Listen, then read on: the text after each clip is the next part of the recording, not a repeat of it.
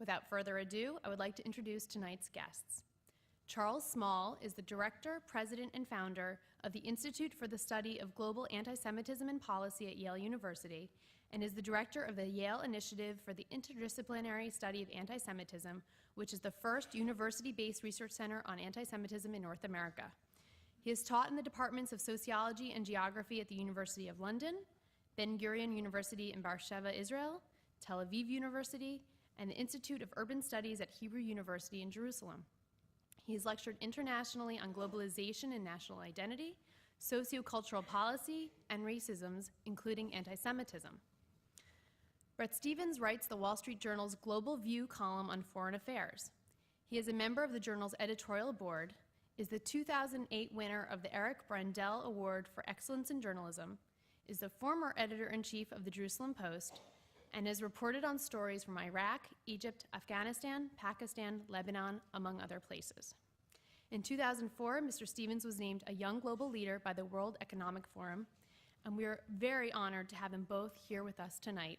Please join me in welcoming Bret Stephens and Charles Small.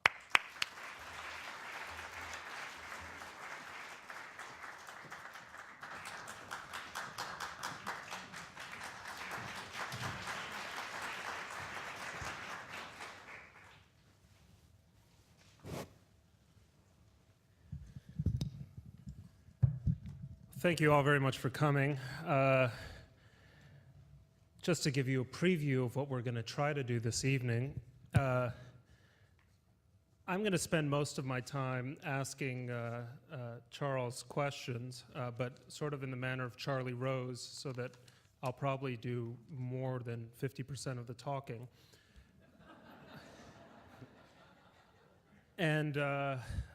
But if Charles wants to turn it around and put questions to me, I'll try to answer them. We're going to do this for maybe 40 minutes, and then we're going to start taking questions from you in the audience, as well as the audience watching this event remotely. I think there are cue cards that have been handed out. So if as questions occur to you, write them down, and I think someone will come down the aisles and collect those questions, and questions will also be emailed. So hopefully we'll be able to have a conversation that includes people from the 14 other locations, including this one. I wanted to start off this evening by asking you, Charles, if you could sort of solve this mystery that has been puzzling me for a period of time. And it's more or less, it goes like this. On the one hand, we are told that 9/11 was a Mossad-engineered operation. This is a common belief in much of the Arab and Muslim world. On the other hand, on 9/11, it's indisputable that hundreds of thousands of Muslims, maybe millions, received the news of the attacks with considerable joy. On the one hand, we're told that the Holocaust is a myth.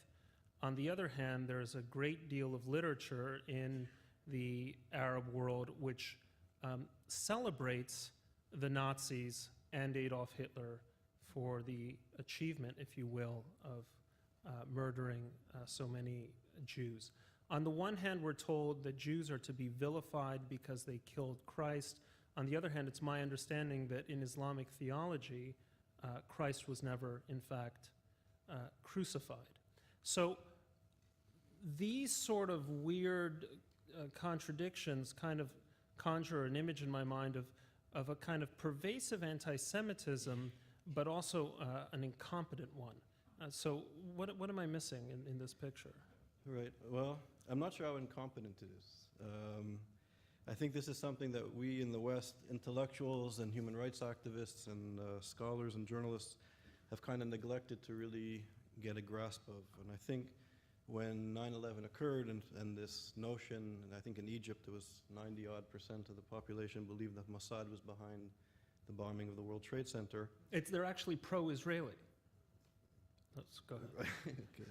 That this, I think I think Charles Hill is a professor at Yale University. He speaks about how when societies start to believe in conspiracy theories, that there's a correlation between conspiracy theories and the ending of a civilization. And the ending, once the rationality dissolves, so does the civilization. So I think what's happening is very troubling, and I think it points to a very real social movement that's occurring throughout much of the Middle East, and certainly in Iran and in Palestine and in parts of Lebanon and other parts of the Middle East. Tragically, we saw some of the problems or the outgrowth of this type of anti-Semitism last week in Mumbai. That there's a distrust of the West. There's a view of anti-Semitism which is now permeating not just in the margins of society, but entering into mainstream society in many countries, that is driven by an anti-Semitism that is based on the protocols of the Elders of Zion. So these notions of conspiracy theories, which we dismiss in the West, and we've dismissed in the West for many decades since the end of the Holocaust, is now resonating in the Middle East, and I think that you start to see these type of notions and events occurring throughout much of the world. Now, you mentioned the Protocols of the Elders of Zion, and my understanding is that was translated into Arabic as far back as 1925. It originally emerged in the late 19th century, early 20th century. Are we to understand that contemporary Muslim anti-Semitism, and just to be clear here, because there's a degree of obfuscation when we use the term anti-Semitism, I sometimes get these weirdly anti-Semitic emails which say, how can this be anti-Semitic? Because Arabs too are Semites. So we're talking about anti-Semitism as the term was coined by Wilhelm Marr in the late 19th century. We're talking about Jew hatred here, just to be clear on that point. But is this simply something that was imported from the West, or did it have roots all its own in the Middle East prior to the early 20th century? So actually, I would quote Bassam Tibi, who's now visiting in our center at Yale. Bassam Tibi is a professor from Germany, and he's an expert on Islam, and he's now writing a lot on anti-Semitism or Jew hatred and Islamicism. So I think there's 2 points. I think when we refer to the Protocols of the Elders of Zion, that's definitely sort of a European forgery and myth that had a profound effect in European anti-Semitism. It helped pave the way for the Holocaust and had a profound effect.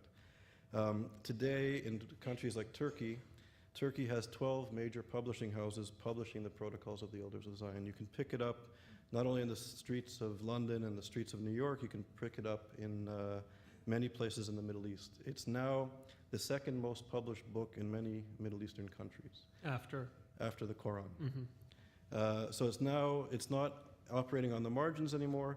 If people go to memory.org, the Memory website, MEMRI, it's the Middle East Research Institute that's run by Yigal Karman. They're showing clips, for example, that in last Ramadan, there was a 40-part series on Egyptian television and Syrian television depicting stories based on the Protocols of the Elders of Zion. If you read the Hamas charter, now the Hamas organization, which is funded by Iran and supported by Iran, is an Islamicist organization which is dedicated to not only the eradication of the State of Israel, it's dedicated to the eradication of influences, Western influences and Jewish influences and Christian influences in the Middle East or in the Islamic world. And if you go and you Google the Hamas charter, tonight it'll take you 15 minutes to read the charter. It's literally based, the foundation of the charter of Hamas is based on the Protocols of the Elders of Zion. You can see the themes sort of interwoven throughout the charter. And this is not a policy of Hamas, this is the founding document of Hamas, and it's based on a Western European forgery of genocidal anti-Semitism. So there's something happening in the Middle East, in the Islamic world, which is troubling. It's now entering from the margins to the mainstream. And then I would go back to the question, the difference between Jew hatred and anti-Semitism. I think that this notion that many people who are not educated on the issue of anti-Semitism say that Muslims can't be anti-Semitic because they're Semitic, and how can people hate themselves? Well, people can hate themselves, that's first of all. And secondly, anti-Semitism refers to a form of Jew hatred that is European, that's European and genocidal. And I would say it's true that there's anti-Semitism today in the Middle East and the Islamic world, but I would say before anti-Semitism, before the European form of Jew hatred entered or penetrated into the Middle East, you have different forms of segregation, of hatred against Jews through Islamic history. And I think that many people try to paint a glorious or a rosy picture of the past. It was, if you compare, I think, Islamic treatment of Jews compared to European Christian treatment of Jews, it was obviously better in the Middle East, but it wasn't rosy.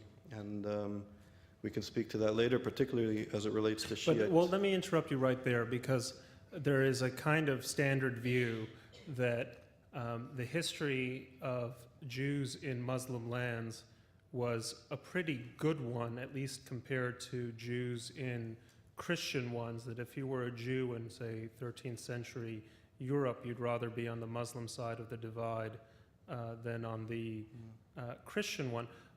Have we been sort of politically correct and selective in that picture? I mean, is most of Islamic history usually benign when it comes to the treatment of Jews, with some exceptions, or is it usually not benign with a few sort of golden ages in Andalusia and maybe Cairo, Baghdad in certain periods of history?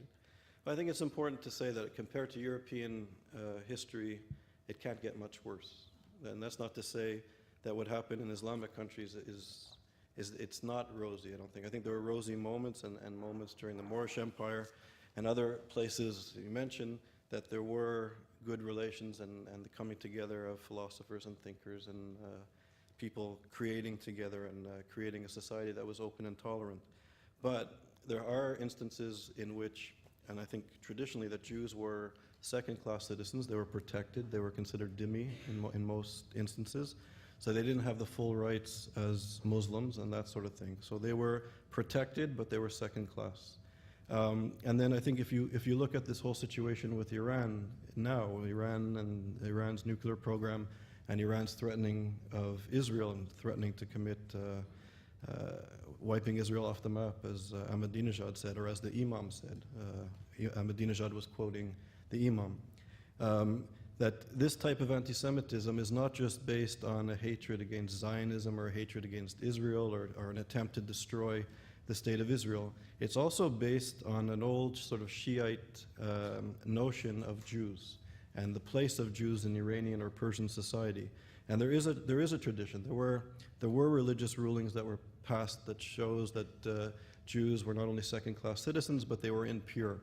And there's a whole bunch of religious rulings, and Danielle Tzadok is somewhere in the audience, who's a scholar now at Yeshiva University, who writes about this very well and very importantly, and how Jews were impure in Shiite tradition. So there's a whole sort of religious rulings, for example, in Persia, about if Jews were impure, they weren't allowed to go out into the rain, because if it rains, the impurity will be washed into the public sphere. So Jews were banned from going outside during rain. And there's a whole sort of, it's almost like Talmudic discourse about, if a Jew is stuck in the rain and if the clothes of the Jew becomes permeated with water and the water starts to drip on the pavement, what do you do with the pavement? So there's a whole religious rulings about what do you do with the pavement of the dripping garments of Jews and that sort of thing. So they actually ruled, there were fatwa rulings that... When was this? I believe around the 1700s. This is before the Zionist movement. So they would have to dig up the pavement and dispose of it. So you have these traditions. I recently heard of a woman who moved to the United States from Tehran. She's a Jewish woman who lived in Tehran and had very good neighbors next door to her. And one day their telephone broke, the Jewish woman's telephone broke, and she went to her long-standing neighbor, and they had good relations, and she said she would like to use the phone to phone her father to say that they're home, but the phone is broken, and the woman said, of course, use the phone. She phoned her father, said we were home, the phone is broken, but everything's okay.